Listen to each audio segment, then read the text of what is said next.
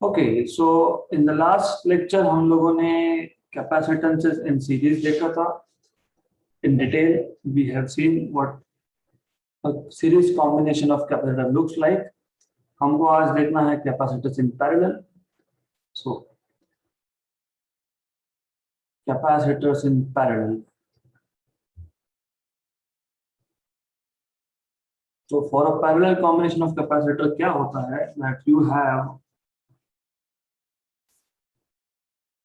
n number of capacitors which are connected in parallel. अब parallel मतलब आपको पता होना चाहिए कि ये जो कैपेसिटर के दो टर्मिनल है they are connected end to end, not end to end, sorry, all the terminals are common. तो something like this. So we have this three capacitors to start off with. हम तीन capacitor से start करेंगे, फिर बाद में N capacitor के लिए जनरलाइज करेंगे. तो हमारे पास तीन कैपेसिटर्स है with capacity C1, C2 and C3. Okay, इस पे चार्ज प्लस Q1 है यहाँ पे, और यहाँ पे माइनस Q1 है. यहाँ पे चार्ज प्लस Q2 है. ऑब्वियसली व्हेन आई से चार्ज आई वांट टू से चार्ज इनसाइड, तो मैं ऐसा करता हूँ तो थोड़ा सा शिफ्ट कर लेता हूँ. So let me shift the second plate little bit. तो ऐसा है. ओके, सो ऐसे आपके पास तीन कैपेसिटर्स है. Capacity C1, capacity C2, capacity C3. यहाँ पे प्लस Q1 चार्ज है, यहाँ पे माइनस Q1 चार्ज है, plus Q2 and minus Q2. So you have different charges on each capacitor. तो सीरीज कॉम्बिनेशन में ऐसा नहीं होता है. सीरीज कॉम्बिनेशन में you have same charges on each capacitor. Okay, तो this is something you should know. तो series में क्या होता है, in series combination you have same charges on each capacitor. अब ये जो तीन कैपेसिटर हमारे पास है, हम इसके टर्मिनल्स को कॉमन कर देंगे. सो दोनों टर्मिनल्स इसके हमने कॉमनली ज्वाइन कर दिए, और यहाँ पे हम we will connect external source of battery over here. तो यहाँ पे एक हम पोटेंशियल डिफरेंस अप्लाई कर देंगे. Alright, so we apply a potential difference V over here, and then of course यहाँ पे इसको ग्राउंड करेंगे हम लोग. We will ground this. You will have a grounding over here, right? तो ऐसा करते हैं. This is a parallel combination of capacitor, and as I told you, in parallel combination क्या होता है कि charges are not same, they may or may not be same, but potential difference for sure same होता है. So potential difference across first capacitor equal to second equal to third. Okay, parallel combination में potential difference same ही होता है. This is something that you need to remember. All right. So now total charge on the system of capacitor is Q1 plus Q2 plus Q3. Okay, and you know that potential difference is charged by capacity. So charge Q is C into V.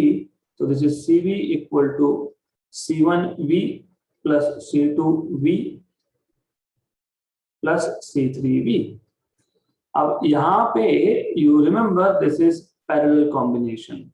So of course मैंने कल आपको in detail बताया था, तो मैं बता देता हूँ वापस से, doesn't matter. Okay, तो charge on plate on capacitor Q1 can be written as C1V, and on Q2 is C2V, charge Q3 is C3V, so on so forth. ऐसा आप लिख सकते हो. इसमें से आप V को कॉमन निकाल लो, तो you have like this. But as you know कि जब आप सीरीज में कनेक्ट कर रहे हो, मतलब what you can do is आप तीन कैपेसिटर हटा के एक सिंगल कैपेसिटर लगा सकते हो. उसको हम लोग बोलते हैं इक्विवेलेंट कैपेसिटेंस.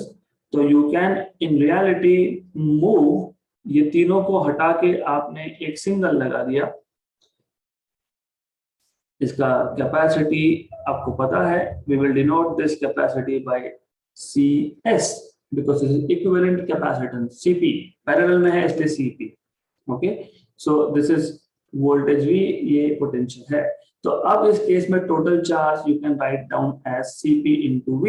तो इक्वेशन नंबर 1 का लेफ्ट हैंड साइड और 2 का left hand side they are same, so because the left hand sides are same, you can say CPV equal to V C1 plus C2 plus C3।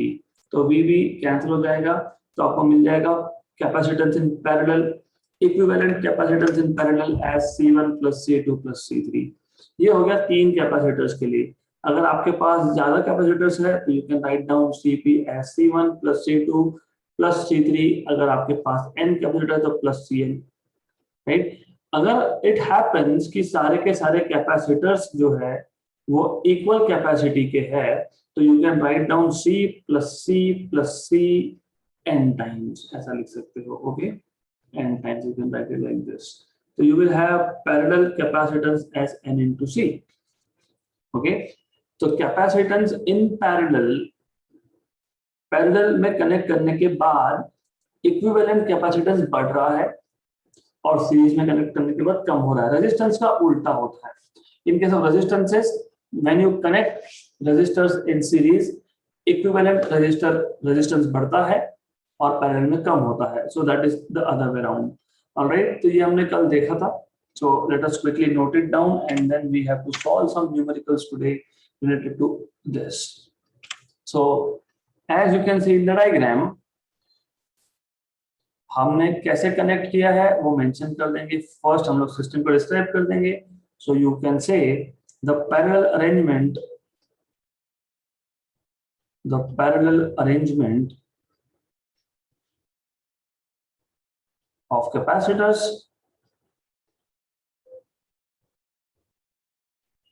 is as shown in figure, above। Alright, अब यहाँ पे क्या किया हमने, एक एक plate को हम लोगों ने कॉमनली ज्वाइन किया है टू द सोर्स, और एक एक प्लेट मतलब ये plate, this plates I am talking about, इन प्लेट्स को हमने कॉमनली ज्वाइन किया है। We are joining these three plates, this one and this one, ये हमने कॉमन पॉइंट को ज्वाइन किया है, और जो कॉमन पॉइंट है ए, वो सोर्स को ज्वाइन किया है। Okay, so you can say, let's say this point is A। So what we do here is, in the parallel arrangement, the insulated plates, where the insulated plates are connected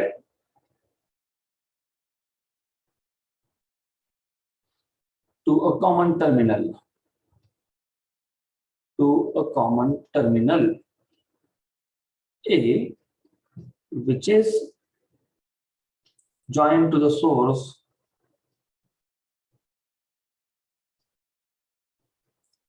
of potential,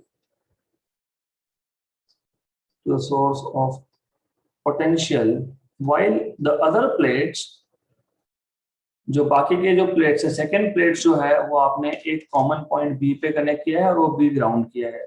okay, while the other plates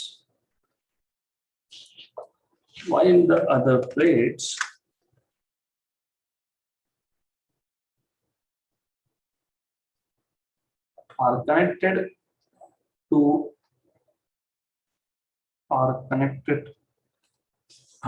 to another common terminal, that is B, which is grounded। B को हमने ground कर दिया है। Okay, which is grounded, ऐसा हमने कर दिया है। नाउ एज यू नो कि सारे के सारे कैपेसिटर्स जो है, they are basically connected to the same potential difference, तो सबके अक्रॉस पोटेंशियल डिफरेंस सेम रहेगा। So in this combination,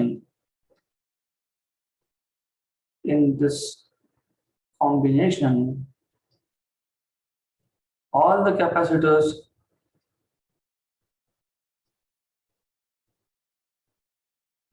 have the same potential,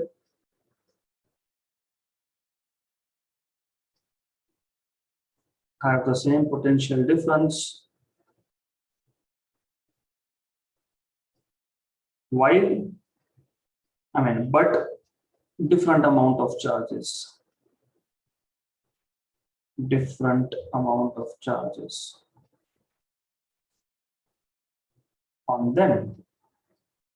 charges same हो भी सकते हैं, नहीं भी हो सकते, so they may have different amount of charges. Alright, तो ऐसा है। लेट्स से कि जो पहला हमारे पास कैपेसिटर था उस पर चार्ज है Q1, let Q1 be the charge on capacitor C1, similarly Q2 with the charge on capacitor C2 and Q3 with the charge on capacitor C3. We will have something like this. Okay, Q1, Q2, Q3, C1, C2, C3. तो तीन capacitor है, तीनों पे अलग अलग amount of charge है। Q1 is the charge on C1, Q2 is the charge on C2, Q3 is the charge on C3. This is what you have. तो total charge क्या है? Therefore total charge in the combination is, total charge Q is Q equal to Q1 plus Q2 plus Q3, ऐसा है, right? So, but as you know, हमें पता है capacitance is charged by potential difference, so charge is C into V, and therefore you have basically Q1 equal to C1V, Q2 equal to C2V, and Q3 equal to C3V. Therefore, Q equal to C1V plus C2V plus C3V, question number 1। अब हम बोल सकते हैं कि इन सारे capacitors का एक equivalent capacitance होगा Cp, जो हम तीनों हटा के एक सिंगल लगा देंगे। So let Cp be the equivalent capacitance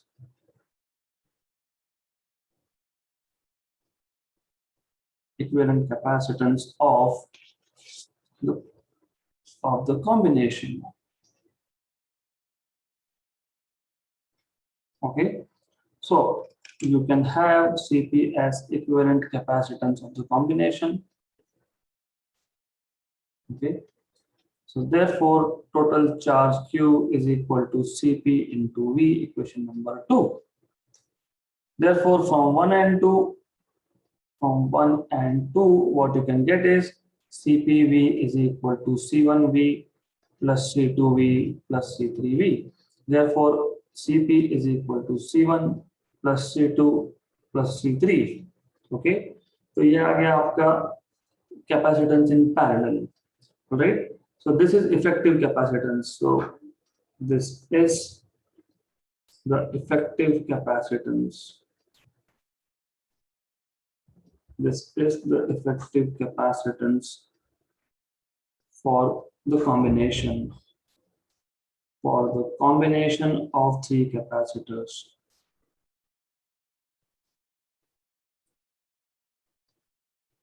तो तीनों को हटा के एक सिंगल लगाना है, तो उसका इफेक्टिव कैपेसिटेंस होना चाहिए C1 plus C2 plus C3.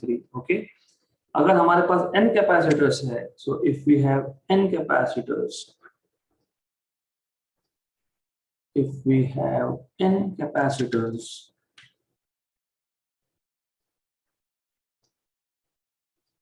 in parallel, then you can say Cp is equal to C1 plus C2 plus C3 up to Cn. Okay, right? अब अगर सारे के सारे सेम हुए, if all the capacitance are same, are equal, if all the capacitance या capacitors are equal, so you will get Cp is equal to C plus C plus C n times So you will have total Cp is equal to N into C. This is what you have. अब for example अगर आपको एक problem solve करना है, वो तो हम अभी आज लेंगे न्यूमेरिकल। अगर आपके पास 10 कैपेसिटर है, हर एक का कैपेसिटी 10 माइक्रोफैरड है, तो टोटल हो गया N इंटू सी 10 इंटू 10, मतलब टोटल आ गया 100 माइक्रोफैरड का capacity. So you have a capacity of 100 microfarad in total. Okay, done. So this is how you can find capacitance in parallel. So easy है, easy topic. So let's now solve two numericals before we go ahead. So example 8.15. What do we have here is when 10 raised to 8 electrons are transferred from one conductor to another, a potential difference of 10 volt appears between the conductors. Find the capacitance of the two conductors.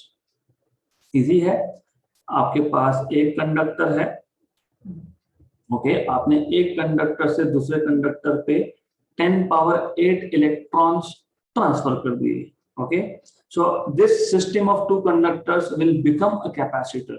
Okay, आपने एक, देखो क्या होता है, what you have learned, आपको ये पता है कि कैपेसिटर are two conductors जिसमें से एक पे पॉजिटिव चार्ज है, एक पे नेगेटिव चार्ज है। थोड़ा सा डिटेल में जाएंगे हम लोग। You know, कोई भी एक metal, any metal is made up of atoms. Atoms are electrically neutral. क्यों?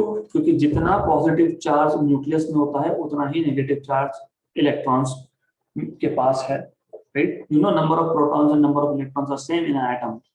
तो अगर मेरा एक कंडक्टर है, ओके, ऑब्वियसली इस कंडक्टर में फ्री इलेक्ट्रॉन्स होंगे।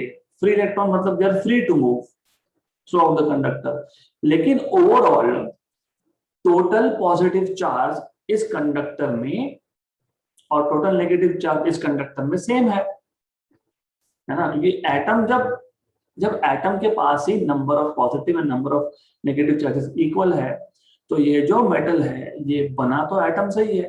तो टोटल पॉजिटिव चार्ज और total negative charge for any material, चाहे वो कंडक्टर हो, चाहे वो इंसुलेटर हो, चाहे वो कुछ भी हो, okay, total positive and total negative charge हमेशा सेम होता है, इक्वल होता है हमेशा। अब मैंने एक कंडक्टर से दूसरे कंडक्टर में with the help of some mechanism, okay, मैंने यहां से यहां पे 10 पावर 8 इलेक्ट्रॉन्स ट्रांसफर कर दिए। Okay, so we transfer 10 power 8 electrons, तो ओवरऑल फर्स्ट कंडक्टर बन जाएगा पॉजिटिव। तो जब आपने इलेक्ट्रॉन्स ट्रांसफर किए, मतलब नेगेटिव चार्ज आपने वहां से निकाल लिया, तो जो पहला कंडक्टर है वो पॉजिटिव बन जाएगा। तो you will have here as positive charges and here as negative charges, बन गया कैपेसिटर, राइट? तो आपको घुमा फिरा के वो यही बता रहे हैं कि ये कैपेसिटर है ना? तो क्वेश्चन अगर आप अच्छे से पढ़ोगे तो when 10 raised to 8 electrons are transferred from one conductor to another conductor, a potential difference of 10 volt appears between them. So what is given to you? You have been given total charge Q is equal to n times of charge on electron. Okay, so ऐसा है। तो n है 10 power 8 और E है 1.6 into 10 power minus 19, तो ये है 1.6 into 10 power minus 11 का टोटल चार्ज। पोटेंशियल डिफरेंस है 10 वोल्ट। आपको फाइंड करना है कैपेसिटेंस। कैपेसिटेंस C फॉर्मूला आपको पता ही होता है, because it is a pretty simple thing. So you already know that capacitance is Q by V। Okay, तो एक्सट्रीमली सिंपल क्वेश्चन है, सिर्फ क्वेश्चन समझना जरूरी था। You just have to understand the question itself, that's it. Okay, so you have C is equal to Q by V. Q is 1.6 into 10 power minus 11 by V. V is 10, ये 10 भी ऊपर जाएगा तो 1.6 into 10 power minus 12 farad मतलब 1.6 pico farad का capacity होगा यहाँ पे, राइट। ये 10 ऊपर जाएगा तो 10 पर -12 होगा basically, right. Good.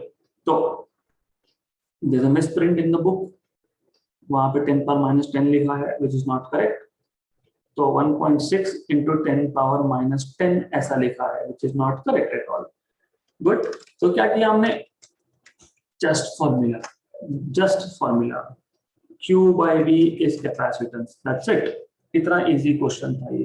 So it is a very simple question। So let's move to next question now।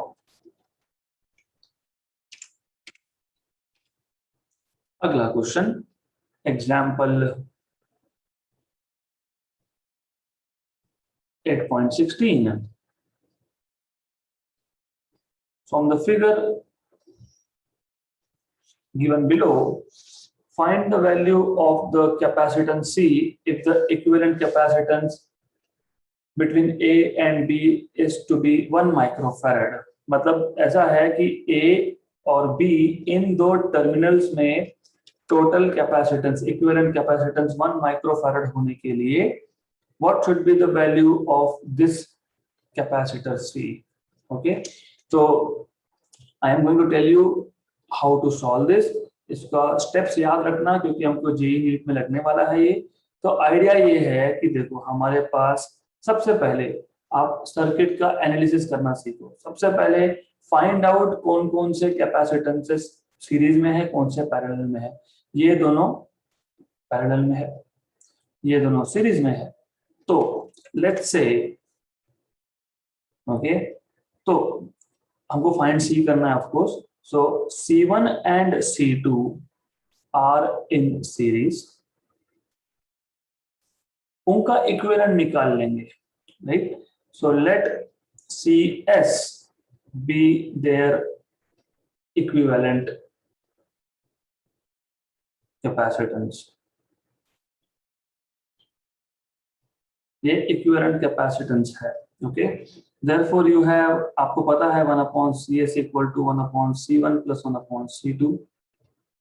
तो ये आ जाता है 1/CS equal to C1 plus C2 upon C1 into C2, right. तो आप इसको लिख सकते हो CS equal to C1 into C2 upon C1 plus C2। तो what is C1 and C2? 8 and 4 microfarad, microfarad में है, याद रखना। तो ये आ गया 8 इंटू 4 अपॉन 8 प्लस 4।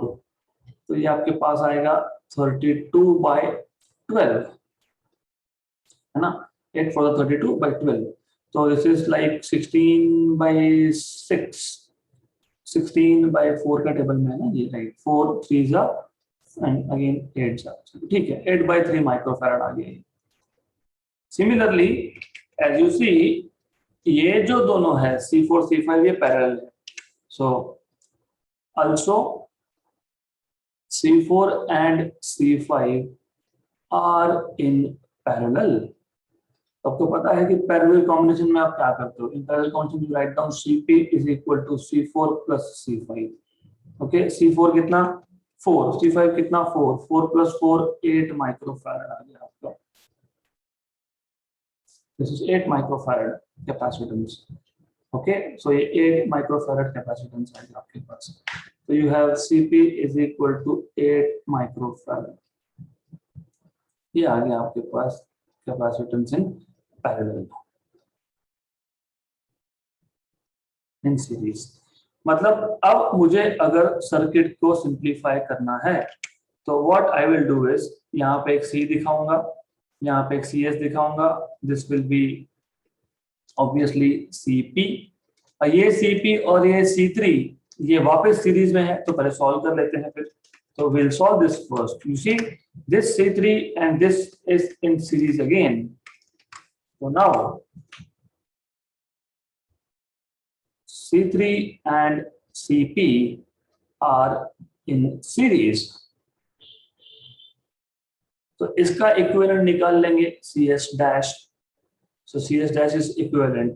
तो कैसे फाइंड करोगे, 1/CS dash equal to 1/C3 plus 1/CP। okay, so ये आपको सॉल्व करना है 1/CS dash equal to 1/C3, तो CP plus C3 upon C3 into CP, therefore you have CS dash equal to C3 into CP upon CP plus C3, तो this is equal to C3 की value आपके पास है कितना है 1 microfarad 1 microfarad, तो 1 microfarad CP आपने अभी find किया 8 माइक्रोफैरड, ये आएगा 1 प्लस 8 तो 8/9, therefore you have CS dash equal to 8/9 microfarad. Okay, तो नाउ यू सी हमने क्या किया, हमने पहले इसका इक्विवेलेंट निकाला और फिर ये CP आ गया, ये CP और ये C3 सीरीज में है, तो हमने इसका टोटल इफेक्टिव कैपेसिटेंस निकाल लिया जिसको CS डैश बोला है और ये था CS। तो अब इक्विवेलेंट सर्किट कैसे आएगा, मैं स्टेप बाय स्टेप बता देता हूं आपको इक्विवेलेंट सर्किट कैसा आएगा। So you will have a, फिर एक कैपेसिटेंस लगा देंगे हम यहाँ पे बाद में, I will connect one capacitance later over here, यहाँ पे एक, फिर यहाँ पे एक, यहाँ पे एक capacitance and something like this. तो एक कैपेसिटेंस C यहाँ पे है, यहाँ था आपका C3, यहाँ पे दो थे जिसका हमने इक्विवेलेंट निकाल लिया, यहाँ पे दो थे जिसका हमने इक्विवेलेंट निकाल लिया, ये पॉइंट A है, ये पॉइंट B है, तो you have capacity C here, you have capacitance C3 here if I'm not wrong, यहाँ पे एक पैरेलल कॉम्बिनेशन था जिसको CP बोला था, यहाँ पे एक सीरीज कॉम्बिनेशन था जिसको CS बोला था मैंने। Okay, so now what you can do is, इसके बाद हमने क्या किया था, इसके बाद हमने इन दोनों को कंबाइन करके एक सिंगल लिख दिया है, तो इन दोनों को कंबाइन कर दिया है, तो इन दोनों को कंबाइन कर दिया है, तो इसको यहां से हटा देंगे। Okay, so alright, I have to remove this from here, remove कर दिया यहां से, तो here you can put another capacitor, ऐसा कुछ आप ले सकते हो। तो स्टेप्स फॉलो करना बहुत जरूरी है, इट्स क्वाइट एसेंशियल कि आप स्टेप्स फॉलो करो, कौन सा कैपेसिटर हटा के क्या लगा रहे हो ये पता होना चाहिए। तो ये आपके पास CS है, ये आपके पास यहाँ पे जो है that is CS dash. Okay, तो अब ये CS और ये CS dash they are in parallel. Okay, क्योंकि ये दोनों के दोनों देखो, because how they are connected, they let's say कि यहाँ पे एक टर्मिनल है जिसको C नाम दे रहा हूं, तो CS ये C और B के बीच में है, C डैश भी C और B के बीच में है, तो पैरेलल कॉम्बिनेशन में क्या होता था याद है आपको, लुक एट डायग्राम हियर, सारे के सारे कैपेसिटर दो कॉमन टर्मिनल्स में कनेक्टेड है, करेक्ट, तो पैरेलल कॉम्बिनेशन, तो वैसा ही यहाँ पे हमारे पास हियर CS और CS dash they both are in parallel, now CS and CS dash are in parallel, तो इन दोनों का पैरेलल कॉम्बिनेशन में मैं लिखूंगा CP dash, let CP dash be their equivalent, और आप लिख सकते हो यहाँ पे CP dash is equal to CS plus CS dash। Okay, so CS की वैल्यू क्या आई थी हमारे पास, चेक 8/3, CS डैश की क्या आई 8/9, सो 8/3 प्लस 8/9 माइक्रोफैरड, ऐसा आएगा। वैल्यूज हमको वेरीफाई करने पड़ेंगे, बाद में हम कर लेंगे, but for the time being let's just do it this way. Okay, तो शुरू कर लो सॉल्व। तो ये आपके पास 8 कॉमन 1/3, इसको मैं 3 से मल्टीप्लाई डिवाइड कर लूंगा, है ना, तो 1/3 प्लस 1/9, तो you just have to multiply and divide, तो ये आ जाएगा आपके पास 9 प्लस 3 अपॉन 9 इंटू 3 27, तो ये आपके पास आ गया 12/27, ऐसा आ गया आपके पास CP डैश। ओके, तो दिस इज 12 से आपको पता है, तो बाद में हम सॉल्व कर लेंगे इसको। By the way this is 3 4 जा 3 9 जा 32/9 माइक्रोफैरड। अब ये जो Cp डैश है, मतलब अब हम इन दोनों को भी हटा सकते हैं और सिंगल लगा सकते हैं। तो सिंगल कैसे लगाएंगे? अब it is simple now, straight line बन गया। अभी यहाँ पे एक सी है, यहाँ पे ये Cp डैश है, यहाँ पे ए पॉइंट है, यहाँ पे बी पॉइंट है, तो you have a capacitor C here, you have another capacitor Cp dash here. ये दोनों सीरीज में है। Now finally C and Cp dash are in series. तो सीरीज के लिए इक्विवेलेंट कैसे निकालते हो आप, right? So now you can say equivalent between A and B, 1 upon C AB is 1 upon C plus 1 upon Cp dash, correct? But question के according total capacitance, equivalent capacitance between A and B is 1 microfarad. मतलब आपको C 1 upon C AB दिया है 1 microfarad, तो 1 upon 1 equal to 1 upon C तो find करना है, 1 upon C find करना है, plus 1 upon Cp dash is 32/9, तो 9/32, इसको सॉल्व कर लो। तो 1 by C is 1 minus 9/32, 1 by C is 32 minus 9, 32 में से 9 गए तो 23, 23/32, so you have C is equal to 32/23 microfarad, right? ऐसा आपको आंसर मिलना चाहिए। 32/23 1 पॉइंट समथिंग आता है, तो टू बी प्रिसाइज 1.39 माइक्रोफैरड आता है। हो गया क्वेश्चन सॉल्व। तो मैं आपको वापस एक बार पूरा क्वेश्चन में समझा देता हूँ।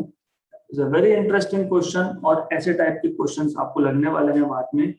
You are going to need such basic concepts.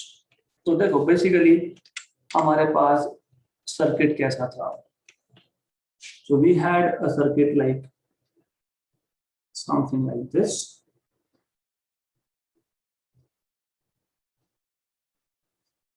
यहाँ पे A टर्मिनल है, यहाँ पे B टर्मिनल है, यहाँ पे कैपेसिटर है C जिसका कैपेसिटेंस पता नहीं, यहाँ पे है C3, और ओवर हियर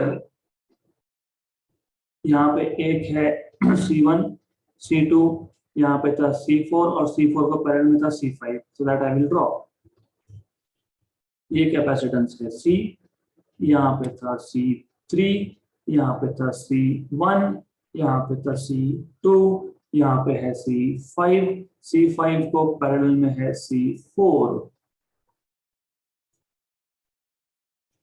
तो this is what you have, आपके पास ऐसा एक सिस्टम है। ओके, अब हमको इस सर्किट को सिंप्लीफाई करके जितने भी कैपेसिटर है, टोटल 6 है, ओके, इसको सिंप्लीफाई करना है और हमको फाइंड करना है वैल्यू ऑफ C। ये जो C है दिस इज अननोन। तो हम पहले ये जो ब्लॉक है यहाँ पे, पहले इसको सिंप्लीफाई कर लेंगे, राइट? तो कैसे करेंगे, हाउ टू डू दैट? ये दोनों पैरेलल में, ये दोनों सीरीज में, तो ऐसा करते हैं, इसको बोल देते हैं Cp, इसको बोल देते हैं Cs, और इस सर्किट को मॉडिफाई कर लेते हैं। So you will have something like, तो यहाँ पे तो एक है ही, ये A है, यहाँ पे तो C है ही, यहाँ पे C3 है, यहाँ पे वो जो दो पैरेलल थे C4 C5 उसका पैरेलल कॉम्बिनेशन, यहाँ पे जो था C1 C2 उसका सीरीज कॉम्बिनेशन, यहाँ पे पॉइंट B। तो आपको मिल गया ऐसा सिस्टम। ओके, तो आपको ऐसा सिस्टम मिल गया, ऑलराइट, ऐसा आएगा। नाउ वापस ये दोनों अब सीरीज में है, इन दोनों को हटा के मैं CS डैश लिख सकता हूँ, मतलब इन दोनों का इक्विवेलेंट फाइंड करके एक हम लोग यहाँ पे लगा सकते हैं। तो you will have 1 over here C, यहाँ पे एक, ऐसा हो जाएगा वो।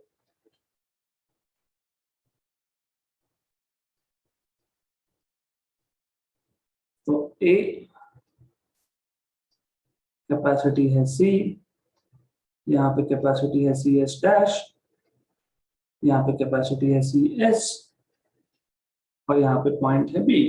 अब अगर आप चेक करोगे तो इस पॉइंट और इस पॉइंट में ये दोनों कनेक्टेड है, इसका मतलब ये दोनों वापस से पैरेलल में है, तो CP डैश, राइट। तो इन दोनों का इक्विवेलेंट कैपेसिटेंस निकाल सकते हैं।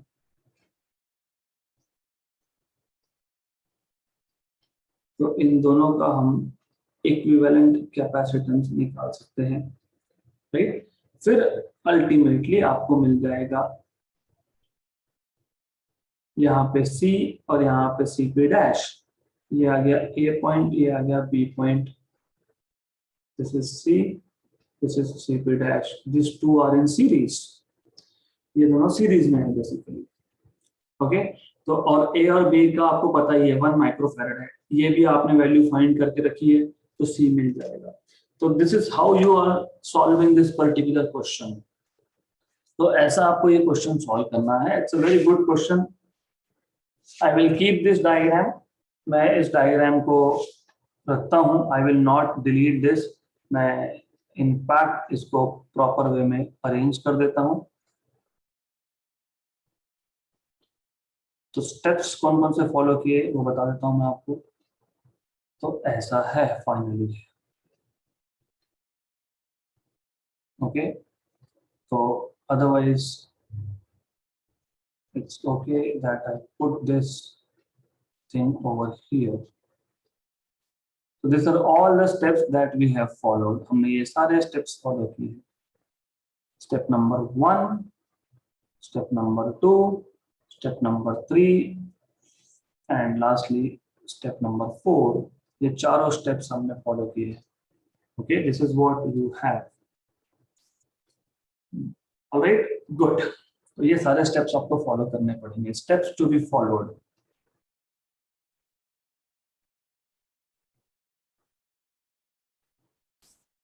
ओके, तो इतना आपको पता होना चाहिए। नाउ जो नेक्स्ट टॉपिक है आज हम लोग इंट्रोड्यूस कर देते हैं in detail, we will do it, देखते हैं depending on how much time we have for today. अब now few of you have been asking me, मतलब हमारा बात चल रहा था उस दिन कि कैपेसिटेंस प्लेट के डिस्टेंस पे डिपेंड करेगा क्या। इफ आई रिमेम्बर करेक्टली, आप में से 2-3 स्टूडेंट्स ने मुझे ये पूछा था कि ये जो हमारे पास कैपेसिटर के प्लेट्स है, इस प्लेट के डिस्टेंस के ऊपर भी कैपेसिटी डिपेंड करता है क्या। So today we are going to look at that equation of capacitance in terms of area of the plate and distance between the plates. तो दो प्लेट का जो डिस्टेंस है और उसका जो एरिया है उस पर कैपेसिटेंस डिपेंड कैसे करता है वो देखेंगे। तो लेट अस से हमारे पास ये एक कैपेसिटर है, इन दोनों प्लेट्स का डिस्टेंस d है और area of the plate a है, दोनों प्लेट्स का एरिया सेम है। तो प्लेट का एरिया जो है वो सेम है, plate area is same. Obviously आपको पता है कि आप एक प्लेट पे पॉजिटिव चार्ज देते हो और दूसरे प्लेट का नियर बाय साइड वो नेगेटिव चार्ज इंड्यूस कर लेता है। This is already you know. Now do you remember basics. आपको पता है कि जब आपके पास एक लाइन पे या एक प्लेट पे, एक सरफेस पे पॉजिटिव चार्ज हो, इफ यू रिमेम्बर, हमने ये पिछले लेक्चर्स में किया है। हमारे पास एक इनफाइनाइट प्लेन शीट था, इन एनी केस एक शीट है, basically you have a sheet here, यहाँ पे पॉजिटिव चार्ज है, पॉजिटिव चार्ज का इलेक्ट्रिक फील्ड हमेशा अवे होता है, अवे होता है, electric field of positive charge is away.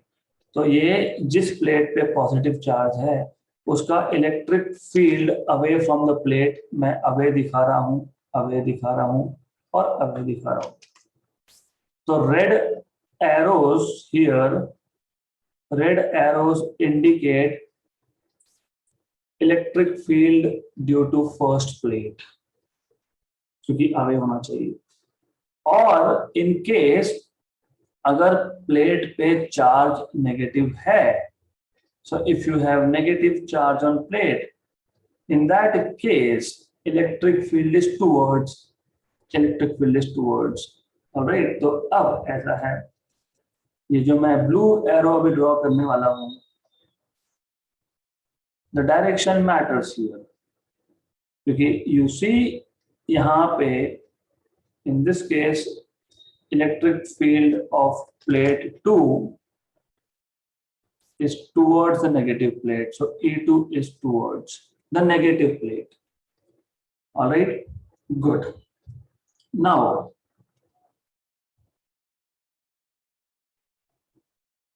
if you remember, हमने electric field at a point, just electric field at a point very near to a plate ये find किया था। Gauss law का जब हम एप्लीकेशन देख रहे थे, अगर आपको याद होगा, electric field due to infinite plane sheet, हमारे पास एक इन्फिनाइट प्लेन शीट है, उसके पास में एक पॉइंट है, इस पॉइंट पी पे इलेक्ट्रिक फील्ड है, it is sigma by 2 epsilon 0, sigma by 2 epsilon 0 on one side, sigma by 2 epsilon 0 on the other side, मतलब हम वन साइड की बात कर लेते हैं। Electric field at a point very near to a charged plate is sigma by 2 epsilon 0, where sigma is charge per unit area, sigma होता है charge per unit area, मतलब चाहे आप E1 की बात करो, चार्ज सिग्मा अपॉन 2 एप्सिलॉन 0, चाहे आप E2 की बात करो, तो दोनों का ही E1 या E2 पॉजिटिव प्लेट या नेगेटिव प्लेट, दोनों का ही इलेक्ट्रिक फील्ड नियर होगा सिग्मा बाय 2 एप्सिलॉन 0। सिर्फ हो क्या रहा है, रीजन 1, रीजन 2, रीजन 3, मतलब आउटसाइड कैपेसिटर रीजन 1 और रीजन 3 में E1 और E2 अपोजिटली डायरेक्टेड है, तो they will cancel out. Region 3 में भी E1 and E2 oppositely directed, they will cancel out. But region 2 मतलब प्लेट्स के बीच का जो रीजन है, वहां पे एडिशन होगा, क्योंकि डायरेक्शन इज सेम, डायरेक्शन दोनों का पॉजिटिव से नेगेटिव की तरफ है, दोनों का, right.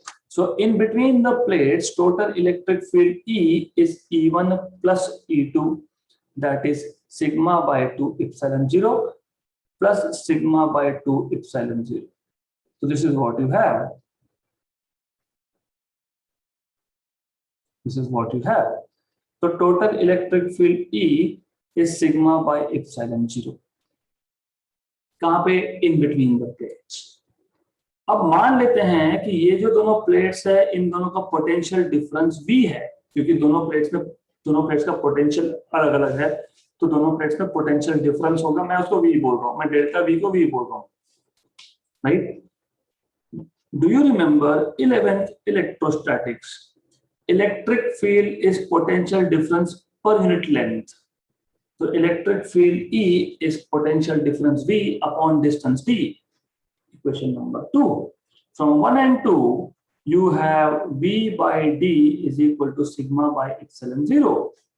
V by D sigma होता है चार्ज पर यूनिट एरिया, तो sigma is Q by A epsilon 0. Since sigma is charge per unit area. Okay, do you remember by definition capacitance is Q by V? तो मैं काम करता हूं, मैं इसको लिखता हूं A epsilon 0 by D। मैंने सिर्फ इसको यहां पे शिफ्ट कर दिया, equal to Q by V, this is C, therefore capacitance C is A epsilon 0 by D। आगे आपके पास कैपेसिटेंस का formula in terms of distance. Now you see capacitance is proportional to area of the plate, जितना area ज्यादा उतना capacitance, उतना charge को store करने का, उतना इलेक्ट्रिकल एनर्जी को स्टोर करने का कैपेसिटी ज्यादा हो, इसलिए मैंने बताया था। इसलिए आपका जो मोबाइल फोन होता है, जिस फोन का कैपेसिटी कम है बैटरी का, बोलते हैं छोटा बैटरी है, छोटा बैटरी तो साइज भी छोटा होता है। अगर बहुत बड़ा बैटरी है, 5000 mAh का बैटरी है, तो बैटरी का साइज बढ़ जाता है। बिकॉज ऑफ दिस, एरिया ज्यादा होगा तो कैपेसिटी ज्यादा होगा, तो इलेक्ट्रिकल एनर्जी ज्यादा स्टोर होगा। इसलिए घर में इन्वर्टर के बैटरी बड़े बड़े होते हैं, क्योंकि उसका कैपेसिटी ज्यादा होता है, तो प्लेट एरिया ज्यादा होना चाहिए, right? And distance between the two plates should be less, extremely less. Now I'll show you an example of it. जो नए फोन्स आते हैं उसमें battery is very thin. Look here, extremely thin, extremely thin battery, mobile phone का battery है, तो plates का distance बहुत कम होगा तो कैपेसिटी ज्यादा होगा, right? So capacity is inversely proportional to distance between the plates, and it is directly proportional to area of the plates, correct? So this is one formula that you should know. तो कैसे किया हमने, मैं आपको simple सा revision देता हूँ। Capacitor में क्या होता है, दो प्लेट्स होते हैं, plate number 1, plate number 2, okay, right? तो प्लेट 1 पे पॉजिटिव चार्ज दिया है, प्लेट 2 पे नेगेटिव चार्ज है, ओके, दोनों प्लेट का डिस्टेंस डी है। पॉजिटिव प्लेट का इलेक्ट्रिक फील्ड हमेशा अवे होगा, look at this red arrows going away from positive plate. Negative plate का इलेक्ट्रिक फील्ड हमेशा टुवर्ड्स नेगेटिव प्लेट होगा, तो look at this arrow going towards negative plate, okay, right? ये पता होना चाहिए आपको। नाउ अगर आपको याद है, हमने जब गॉस लॉ का एप्लीकेशन देखा था, तो हमने एक इन्फिनाइट प्लेन शीट का इलेक्ट्रिक फील्ड निकाला था eight a point just near sigma by 2 epsilon 0, okay? तो E1 या E2 दोनों सिग्मा बाय 2 एप्सिलॉन 0 है। अब कैपेसिटर का जो दो प्लेट्स है उसके बीच में और उसके बाहर प्लेट्स के बाहर इलेक्ट्रिक फील्ड कैंसिल हो जाएगा, okay? Electric field will cancel out क्योंकि डायरेक्शंस आर अपोजिट, और प्लेट्स के बीच में electric field will add up, तो electric field inside is E1 plus E2, that is sigma by 2 epsilon 0 plus sigma by 2 epsilon 0, तो total electric field is sigma by epsilon 0, but electric field is potential difference per unit length V by D, equate कर दो, but sigma is charge by area Q by A, good?